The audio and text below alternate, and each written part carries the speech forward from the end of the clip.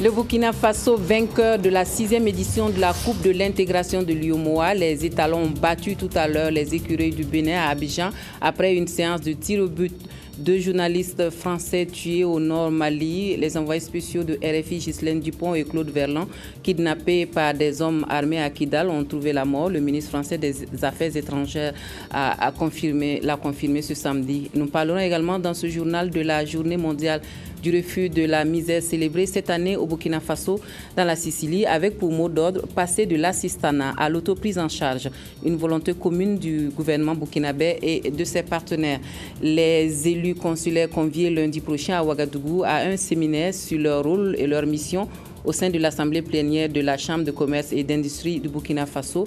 Sur la pertinence et les objectifs de cette rencontre, nous recevrons un invité dans notre journal. C'est le menu de cette édition de l'actualité. Bienvenue à tous et merci à vous de suivre le 20h de la télévision de Burkina.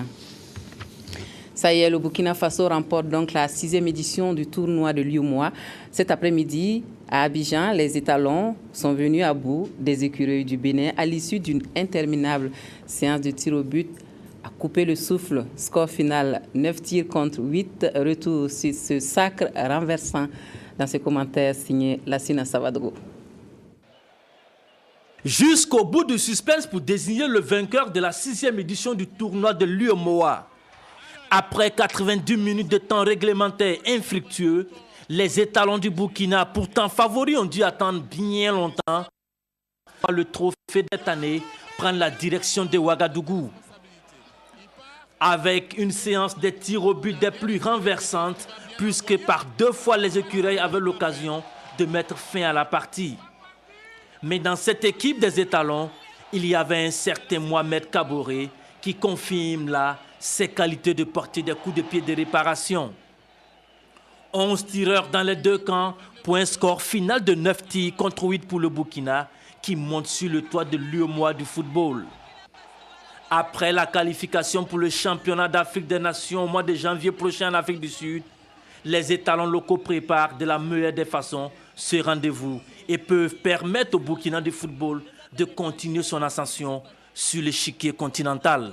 Nous repartons très satisfaits. La mission a été accomplie pour la délégation burkinabé. Il y a eu du beau spectacle pour tous ceux qui ont effectué le déplacement. Chapeau bas aux étalons.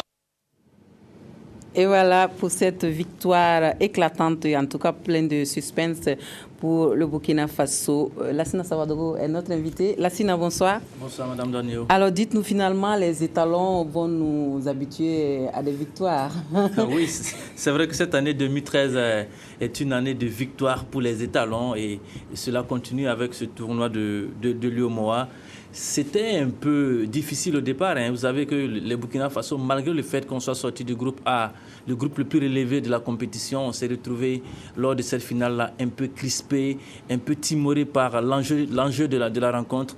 Et puis au final, on était favoris, mais il a fallu attendre bien longtemps avant de voir le trophée d'en prendre la direction de Ouagadougou. Alors, quelle est l'importance de ce tournoi-là? Quelle est l'importance de cette Coupe de l'intégration? Je pense qu'on peut placer cette Coupe d'intégration dans deux contextes. D'abord, le premier contexte, il est politique, c'est l'intégration sous-régionale à travers le football. Vous savez bien que le football unit bien les peuples. Vous avez vu à Abidjan comment les Béninois, les Ivoiriens, les Burkinabés étaient ensemble au Stade Champro, donc pour pousser leur équipe à la victoire. Et puis à côté de cela, c'est un tremplin pour ces équipes-là qui ont la chance de pouvoir aller jouer dans d'autres compétitions. Écoutez, regardez l'exemple du Burkina Faso, qui est qualifié pour le championnat d'Afrique en Afrique du Sud au mois de janvier prochain.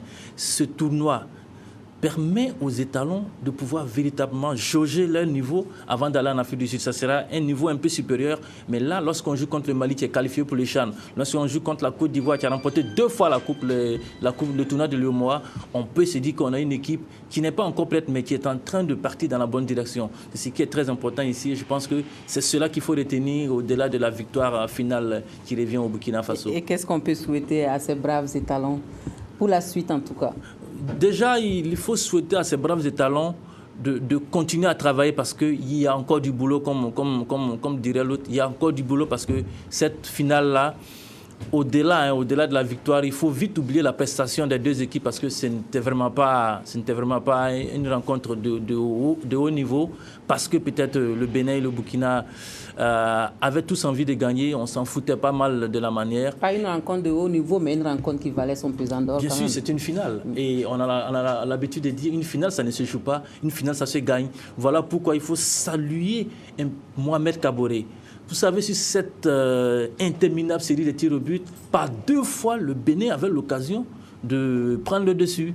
Mais il a fallu avoir un dernier rempart des grands jours pour enrayer ces tirs au but-là et puis nous permettre à la fin, après 11 tirs de part et d'autre, de remporter le tournoi par 9 tirs contre 8. Ce qu'il faut retenir surtout, il faut continuer à travailler. Vous savez, on n'a pas encore le championnat pour le Burkina. Le championnat n'a pas encore repris, alors que le CHAN, c'est pour le mois de janvier.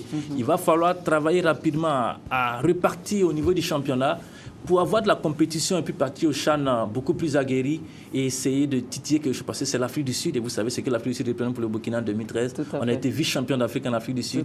Et il serait bon, avec le capital sympathique qu'on a en Afrique du Sud, qu'on parte et qu'on fasse une bien meilleure prestation au pays de Nelson Mandela. Merci Lassina. Vous restez avec nous. Nous allons parler du Tour du Faso. Le Burkina Faso qui conserve toujours le maillot jaune de leader sur le Tour cycliste du Faso. La 9e journée et la 9e et avant-dernière étape courue ce matin entre Bobo Dioulasso et Boromo, longue de 163,45 km, a été remportée au sprint par l'Allemand Markus Weinberg. Sur la route du Tour, nous retrouvons Modeste Ouedraogo. À chaque jour de compétition, avec sa dose de combativité et de chance, surtout pour Abdulaziz Nikiema, porteur du maillot jaune, et l'Ivoirien Issaka Cissé. C'est le moins que l'on puisse dire. En effet, la fin approche et l'on ne peut jurer de rien. Aujourd'hui, c'est la longue distance, mais je crois qu'on va bien maîtriser la course puisqu'on n'a pas peur des longues distances. C'est les courtes distances qui sont toujours les problèmes. Donc, les longues distances, je crois qu'il n'y aura pas de problème. On va bien maîtriser la course jusqu'à Boromo. L'étape est longue et puis il y a la fatigue. Et hier, on a eu des difficultés. On n'avait pas la chance hier, il y a eu le chute. L'étape d'aujourd'hui, on verra comment ça se passe dans la course. Ce qui est sûr, cette 9e et avant-dernière étape et la plus longue sera celle de tous les risques et de vérité pour les 56 cyclistes présents sur la ligne de départ. Dos tourné à la ville de Sia, ces passionnés du vélo se battent déjà pour le positionnement à l'avant de la course et autour des hommes les plus recherchés du peloton. C'est dans cette ambiance bon enfant que Serge Herz d'Allemagne s'impose au premier sprint intermédiaire de Walsama devant Bolodigi Ouattara de Côte d'Ivoire.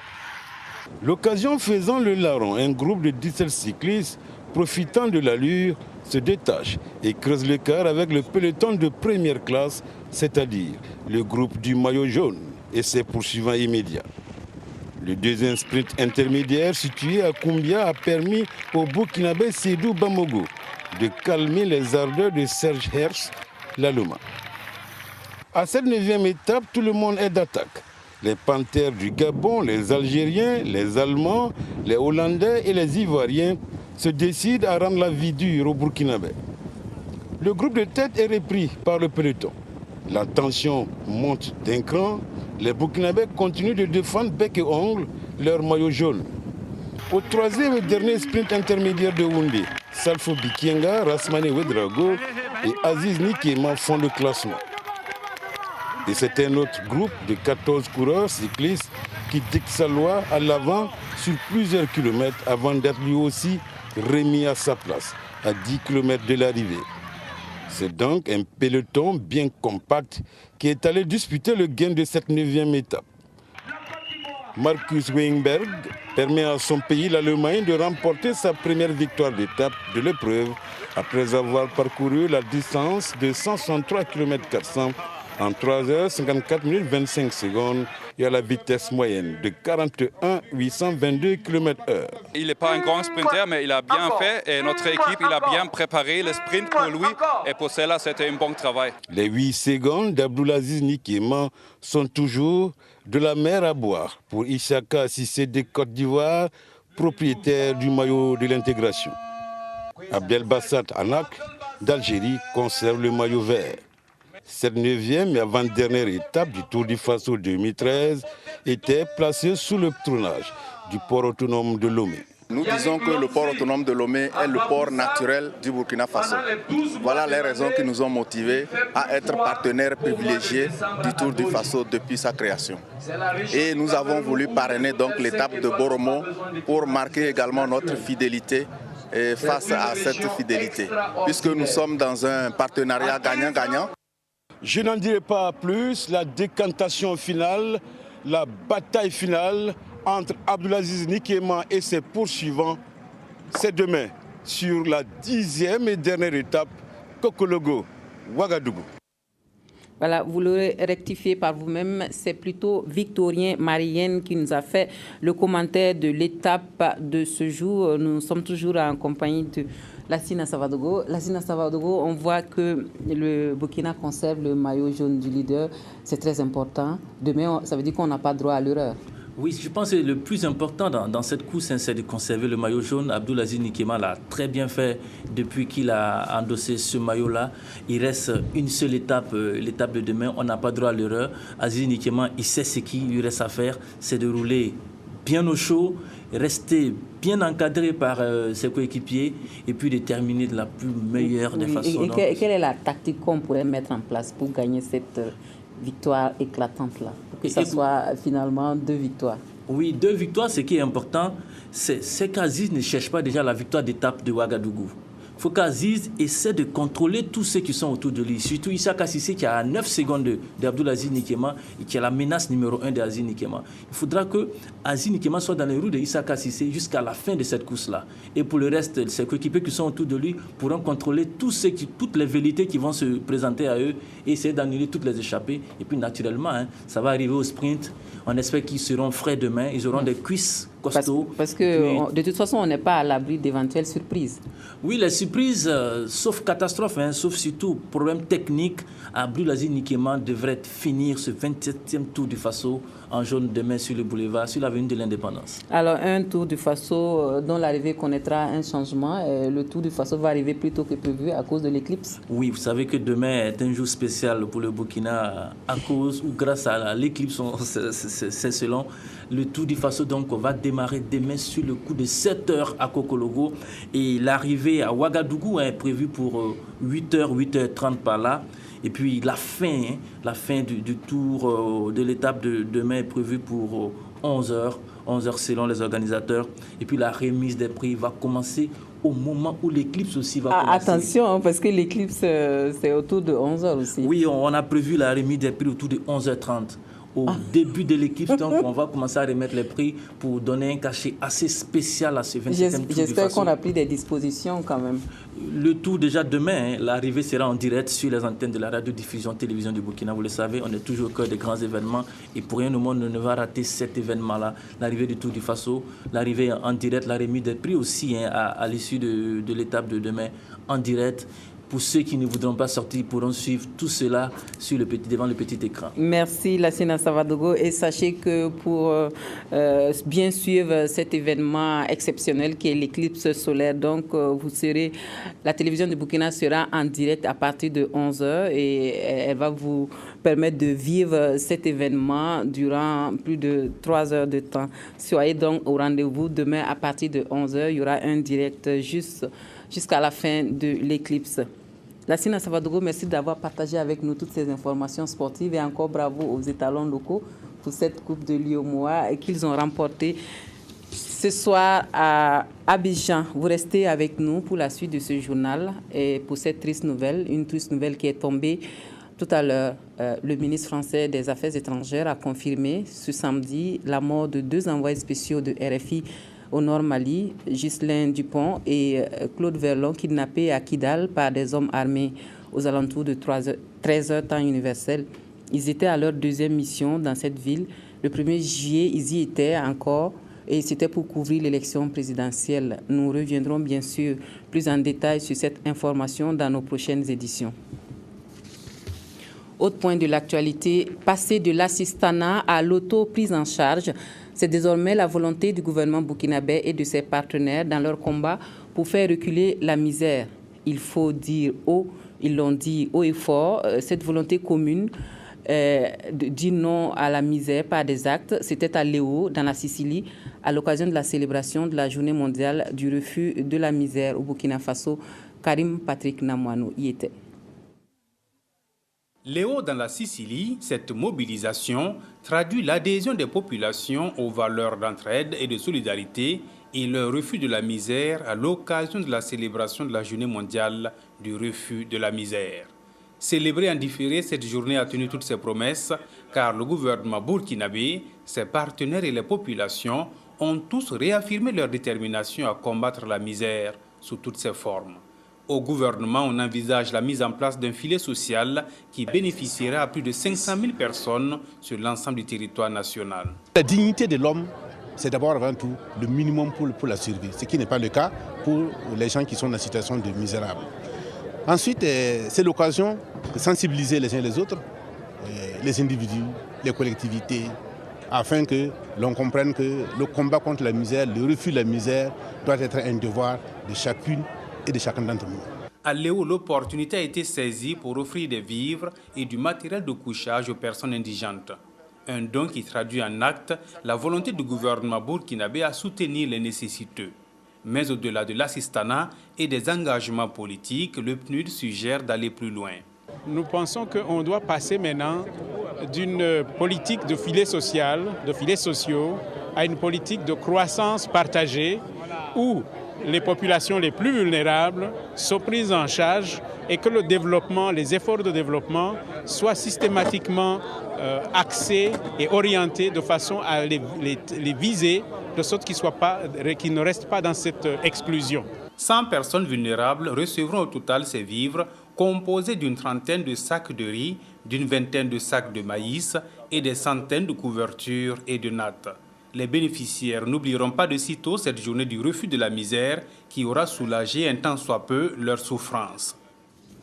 Et pour assurer ce minimum vital, l'accent est mis sur la transformation et la consommation des produits locaux et des produits locaux de qualité.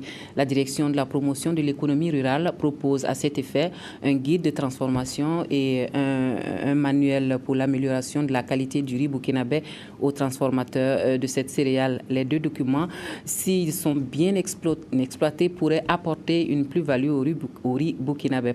Ismaël Diloma Sirima, Sylvestre Da. Les acteurs de la filière riz pourront désormais s'appuyer sur ces deux documents pour accroître la qualité de la production locale. Il s'agit du guide de transformation du riz et du manuel pour l'amélioration de la qualité. Il est question dans ces ouvrages des bonnes méthodes de séchage ainsi que des manières de décortiquer. Quand on finit de décortiquer, et comment il faut ensacher, et voilà, et après comment il faut entreposer. C'est vraiment l'ensachage, comment mettre, de quel type d'ensachage faut-il utiliser. Donc tout ça pour faire en sorte que le riz qui arrive sur le marché puisse effectivement être de très bonne qualité. Ces documents ont été enrichis grâce à des études menées en 2011 par la direction de la promotion de l'économie rurale. Tous les acteurs ont été impliqués. Ils sont déjà imprégnés de ce qui est fait du contenu du manuel. Maintenant, nous l'avons mis dans un cadre formalisé. Et c'est un précieux instrument à leur disposition. Et ils peuvent le consulter à tout moment s'ils hésitent sur des éléments de transformation pour améliorer le riz. Selon le secrétaire général du ministère de l'Agriculture et de la Sécurité alimentaire,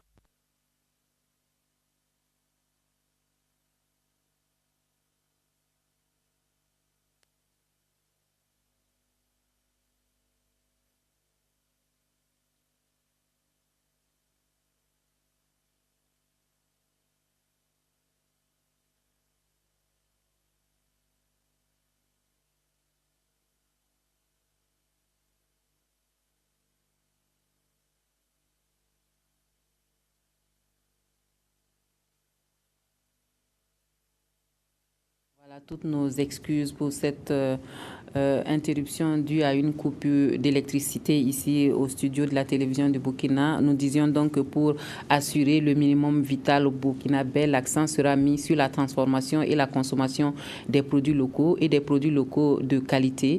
La direction de la promotion de l'économie rurale propose à cet effet un guide de transformation et un manuel pour l'amélioration de la qualité du riz burkinabé aux transformateurs de cette céréale. Les deux documents, s'ils sont bien exploités, pourraient apporter une plus-value au riz burkinabé. Ismaël Diloma Sirima, c'est Sylvestre Da. Les acteurs de la filière riz pourront désormais s'appuyer sur ces deux documents pour accroître la qualité de la production locale. Il s'agit des guides de transformation du riz et du manuel pour l'amélioration de la qualité. Il est question dans ces ouvrages des bonnes méthodes de séchage ainsi que des manières de décortiquer. Quand on finit de décortiquer et comment il faut ensacher, et voilà, et après comment il faut entreposer, et c'est vraiment l'ensachage, comment mettre, de quel type d'ensachage faut-il utiliser. Donc tout ça pour faire en sorte que le riz qui arrive sur le marché puisse effectivement être de très bonne qualité. Ces documents ont été enrichis grâce à des études menées en 2011 par la direction de la promotion de l'économie rurale. Tous les acteurs ont été impliqués. Ils sont déjà imprégnés de ce qui est fait du contenu du manuel.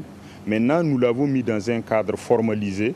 Alors, et c'est un précieux instrument à leur disposition et ils peuvent le consulter à tout moment s'ils hésitent sur des éléments de transformation pour améliorer le riz. Selon le secrétaire général du ministère de l'Agriculture et de la Sécurité alimentaire, l'observation des techniques décrites dans les guides et les manuels va permettre non seulement d'améliorer la qualité du riz burkinabé, mais aussi de réduire considérablement la facture des exportations de riz évaluée aujourd'hui à 20 milliards de francs CFA. Et les projections climatiques qui ne sont guère rassurantes au pays des hommes intègres, le Burkina Faso doit renforcer son plan d'adaptation. Les députés membres de la Commission du développement économique et de l'environnement explorent les pistes d'action parlementaire pour stimuler l'agenda du Burkina Faso sur le développement durable et les changements climatiques. Voici ce que l'on retient de cet exercice mené à Koudougou. C'est avec Oumarou Morumenga. 5 spécialistes devant les députés pour décrypter les enjeux du développement durable et les changements climatiques au Burkina Faso. Leurs travaux de recherche sur le climat au Burkina projettent à l'horizon 2025 et 2050 une mauvaise répartition des pluies et une hausse des températures. Il faut retenir qu'il faut s'attendre à des phénomènes climatiques extrêmes, plus violents, températures de plus en plus élevées, et que les changements climatiques vont plutôt se manifester par ce qu'on appelle les phénomènes climatiques extrêmes. Des résultats qui sont importants à prendre en compte pour organiser l'adaptation sur le moyen et le long terme. Au terme des échanges, les parlementaires apprécient. Tous les thèmes qui nous ont été développés étaient vraiment, non seulement les communicateurs étaient à la hauteur, mais ça a beaucoup retenu notre attention. On voit la pluviométrie n'est plus du tout ce que l'on connaissait. Il faut donc maintenant l'homme lui-même s'engage résolument pour qu'il y ait des changements. Ces 2 jours ont été très enrichissants pour nous parce que ça nous a permis de comprendre les défis et les enjeux liés au développement durable. Nous avons beaucoup appris. Le rôle des parlementaires, c'est effectivement de faire avancer les choses. Et je pense que ce sont ce genre d'échanges qui permettront au Parlement de s'approprier ces nouvelles règles-là en matière de gestion de l'environnement. Les députés ont également retenu des pistes d'action. Nous avons demandé au PNUD de nous aider pour l'organisation d'un atelier pour réfléchir sur un certain nombre de questions comme la question des déchets, la question de l'utilisation des pesticides au niveau de notre pays, l'utilisation des engrais et tout ce qui, d'une façon ou d'une autre, peut influencer négativement l'environnement au niveau de notre pays. L'ensemble des pistes d'action identifiées sont en phase avec la feuille de route de la participation du Burkina Faso à la 19e conférence des partis sur les changements climatiques qui s'ouvre ce lundi 4 novembre à Varsovie, en Pologne. Ils sont diplômés et chômeurs, mais avec plein de projets dans la tête. Près 27 d'entre eux viennent de voir leur projet jugé rentable par le Fonds burkinabé de développement économique et social qui donne ainsi quitus pour leur mise en œuvre des projets qui seront financés à hauteur de plus de 260 millions de francs CFA. Les bénéficiaires de ce fonds destiné à l'auto-emploi ont entre 21 et 35 ans. Ismaël Diloma, Sirima, Abdelaziz Yagibou. Par ces signatures naîtront bientôt de nouvelles entreprises. Leurs propriétaires, ces jeunes titulaires du bac plus 2 au moins. Ils ont vu leur projet approuvé par le guichet spécial création d'emplois mis en place par le Fonds burkinabé de développement économique et social. Ces nouveaux entrepreneurs au nombre de 27 bénéficient chacun d'un crédit qui oscille entre 3 et 15 millions de francs CFA. Un prêt remboursable au taux de 3% l'an et ce sur une durée de 4 ans. Mon projet, c'est la création de non-commerciaux.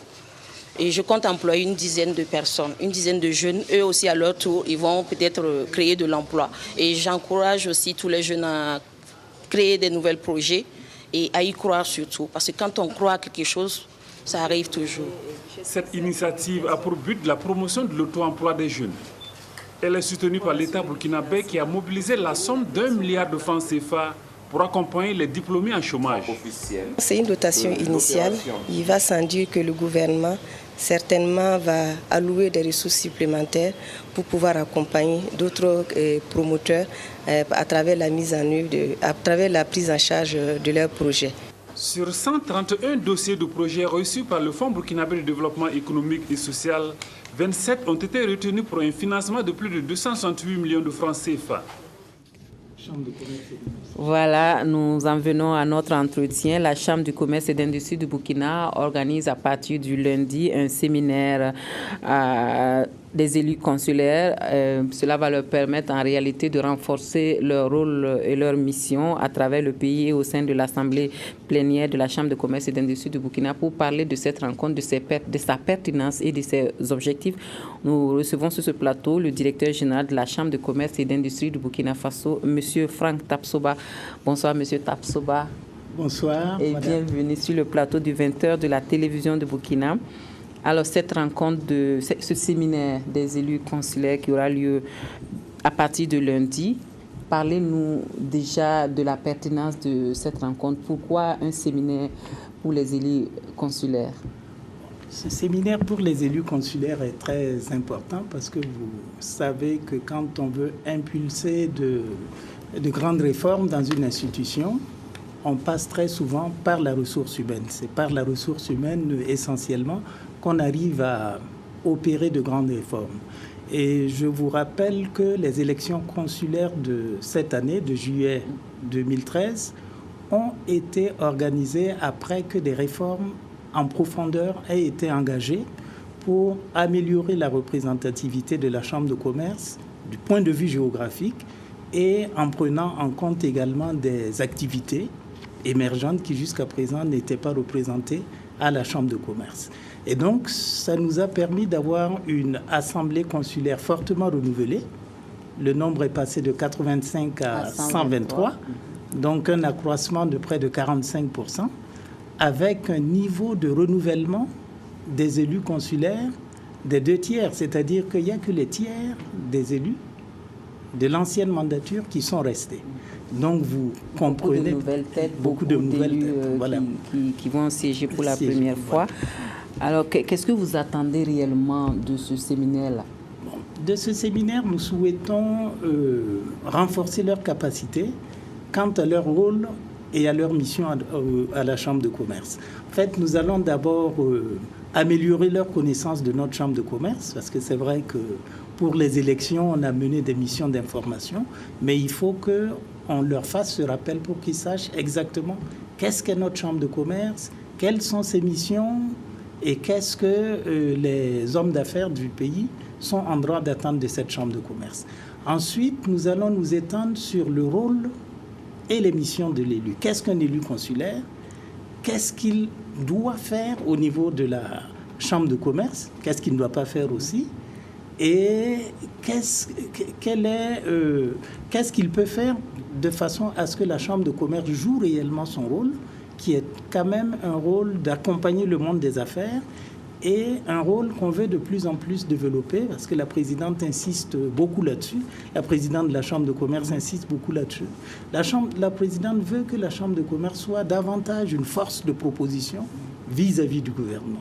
Donc, il faut donc qu'on forme ces élus quant à leur Sinon, quelles sont les difficultés que vous rencontriez avant avec ces élus consulaires-là qui vous a amené vraiment à initier ce séminaire-là sur leur rôle et leur mission? Quelles sont les principales difficultés que vous rencontriez?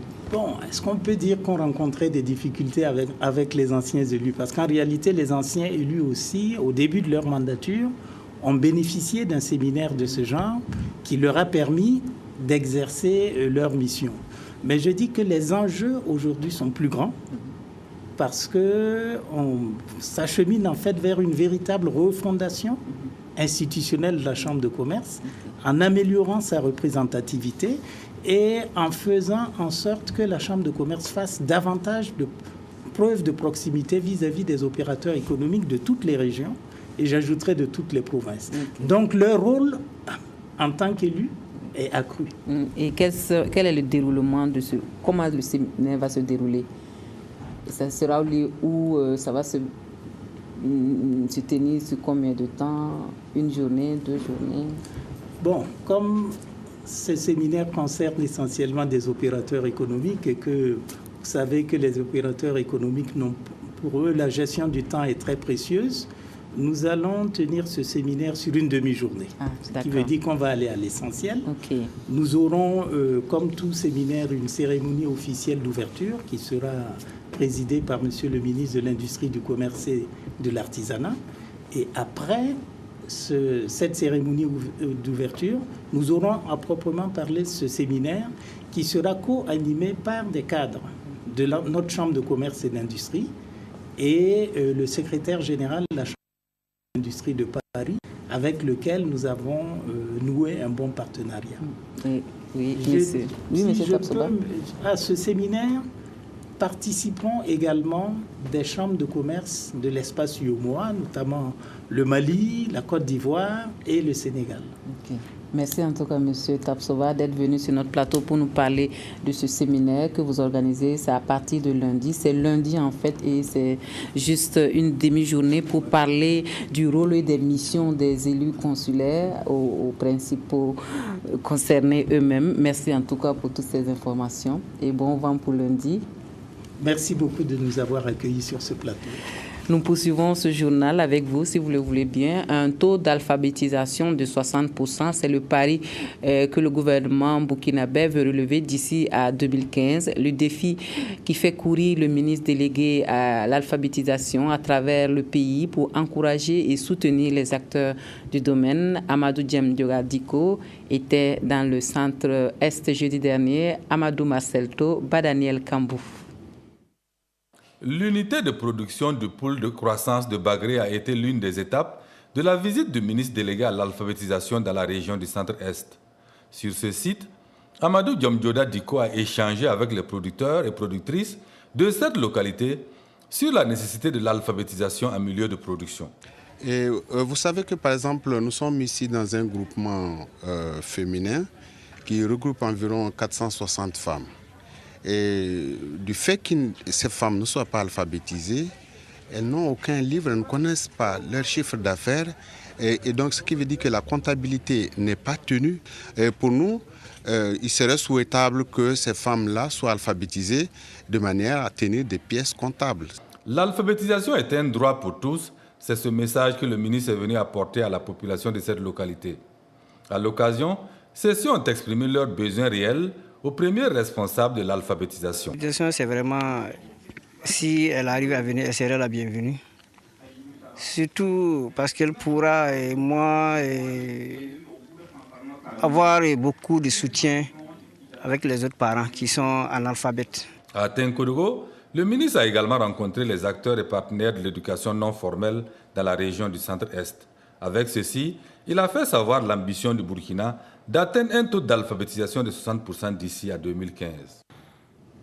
Et qui mieux que les jeunes eux-mêmes pour défendre leurs droits et leur bien-être. Ils étaient 150 jeunes travailleurs venus d'une vingtaine de pays d'Afrique et d'ailleurs réunis à Ouagadougou pour échanger sur ces questions. La 9e rencontre du mouvement africain des enfants et jeunes travailleurs a offert un cadre de discussion et d'échange d'expériences.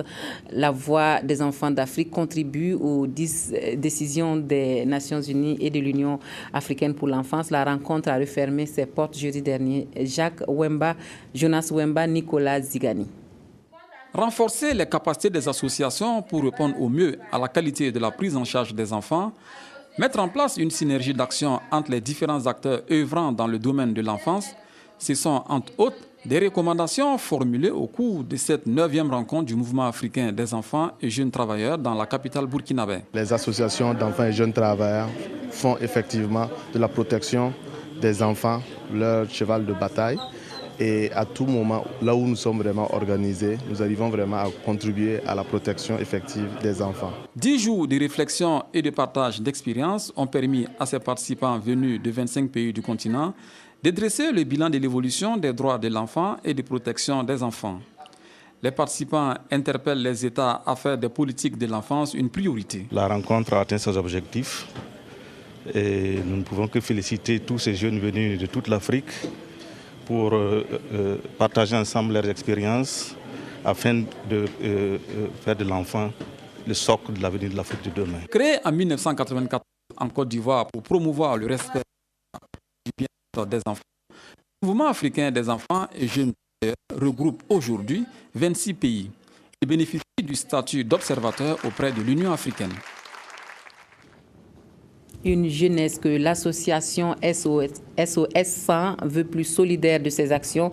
Les clubs 25 répondent à cette ambition. Le lycée Bambata de Ouagadougou a désormais le sien et à l'installation des membres du dit club, c'est une centaine de poches de sang que l'on a pu collecter. Isaïe Parkouda, Jacques Lamissa Tarpaga. Voilà officiellement installés les membres du club 25 des donneurs de sang du lycée Bambata à Ouagadougou. Au nombre de 10, ils ont pour tâche de mobiliser leurs camarades pour qu'ils donnent leur sang 25 fois avant leur âge de 25 ans. Les donneurs de sang, généralement, sont les élèves et il faut les organiser. C'est dans ce sens que, sur recommandation de l'OMS, nous avons installé le concept Club 25 qui est d'inciter les élèves à donner 25 fois de son sang avant son 25e anniversaire. Et le club installé ce matin va travailler à créer un engouement autour du don de sang au sein de son établissement, à amener ceux qui sont réticents à donner leur sang. Les élèves ont répondu présent à l'appel de l'association SOS 100. Ils n'hésitent pas à donner leur sang pour exprimer leur solidarité avec ceux qui en ont besoin. Sauver une vie.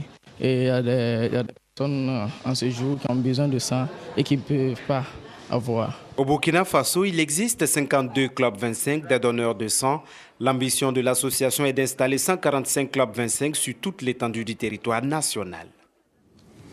C'est demain que le Burkina Faso a rendez-vous avec l'éclipse solaire. La population est dans l'attente et les chercheurs se préparent pour une observation de ce phénomène. Ils disposent pour cela d'un télescope à l'université de Ouagadougou qui pourrait bien profiter à la télévision nationale pour vous faire vivre ce moment exceptionnel. Écoutons Pierre Sanou, technicien au laboratoire d'astrophysique au micro de Karim Patrick Namouano.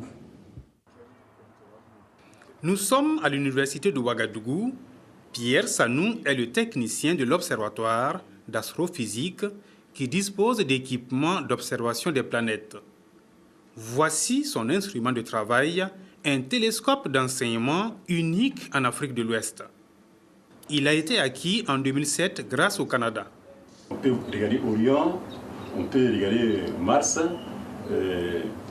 La Lune est trop lumineuse. Et quand il y a beaucoup de lune, tant que c'est la pleine lune, ça nous dérange de regarder. Parce qu'il y a une pollution lumineuse qui nous empêche de voir ce que nous voulons voir. Il y a des parasites. Voilà. Donc la caméra se sature et pas de résultat. Donc nous attendons, quand il n'y a pas d'éclair de lune, là, on peut voir les objets. En temps réel, le télescope d'enseignement permet d'observer l'espace et les astres qui s'y trouvent à des millions de kilomètres de notre planète. L'éclipse solaire peut être dans sa ligne de mire. L'appareil a la capacité de regarder l'éclipse lunaire et solaire, à condition que nous plaçons ces filtres-là.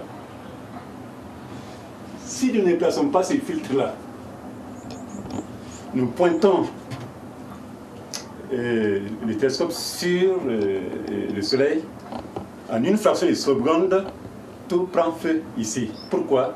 Parce que vous avez un ensemble de lentilles qui collimatent la lumière et ça élève la température et ça crame en une fraction de seconde. C'est comme la loupe qu'on prend à l'air libre, comme ça, on étend l'oreille au soleil, puis on peut allumer la paille sèche. En plus de ce télescope, le Burkina Faso installera bientôt un deuxième à Dori. Il sera, lui, un télescope de recherche équipé d'un miroir d'1 mètre de diamètre et son champ de vision sera situé à des années-lumière du sol, en d'autres termes à des milliards de kilomètres de la Terre. Disponible déjà à Ouagadougou, il sera manipulé par des étudiants burkinabés, présentement en études au Canada, en Afrique du Sud et à Marseille, par ailleurs ville donatrice du télescope. Une fois installé, le télescope de recherche de Dori y sera le Burkina Faso dans le cercle fermé des pays capables de conquérir l'univers par l'entremise de lentilles. Je vous rappelle que la chaîne toujours au cœur des grands événements sera en direct de ce phénomène astral majeur à partir de 11h. Ce sera donc un direct que la télévision vous propose à partir de 11h. Soyez au rendez-vous. Les forces armées nationales ont cette année encore respecté la tradition de la cérémonie du dépôt de gerbe, une occasion pour les militaires en activité de rendre hommage aux soldats disparus et qui ont contribué à bâtir une armée forte et digne. Nyarkiteda. Des pas bien cadencés sous le regard du commandement, les forces armées nationales ont encore respecté la tradition. C'est la traditionnelle cérémonie de dépôt de gerbe à la place de la nation de Ouagadougou. Une activité qui se déroule chaque 2 novembre, c'est-à-dire au lendemain de la fête nationale des forces armées. Objectif, rendre hommage aux devanciers et qui ne sont plus de ce monde. Nous organisons cette cérémonie de dépôt de gerbe de fleurs à la mémoire de tous ceux qui aujourd'hui disparus ont servi loyalement et avec beaucoup d'amour les forces armées nationales. Au lendemain de ce 53e anniversaire des forces armées nationales, nous avons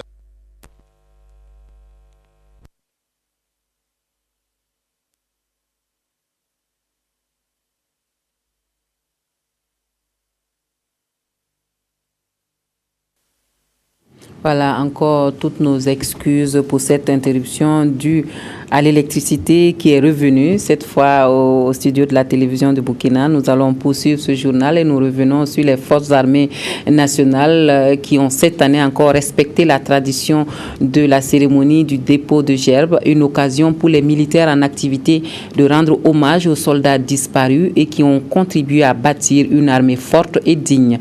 Nyarkiteda. Des pas bien cadencés sous le regard du commandement, les forces armées nationales ont encore respecté la tradition. C'est la traditionnelle cérémonie de dépôt de gerbe à la place de la nation de Ouagadougou. Une activité qui se déroule chaque 2 novembre, c'est-à-dire au lendemain de la fête nationale des forces armées. Objectif, rendre hommage aux devanciers et qui ne sont plus de ce monde.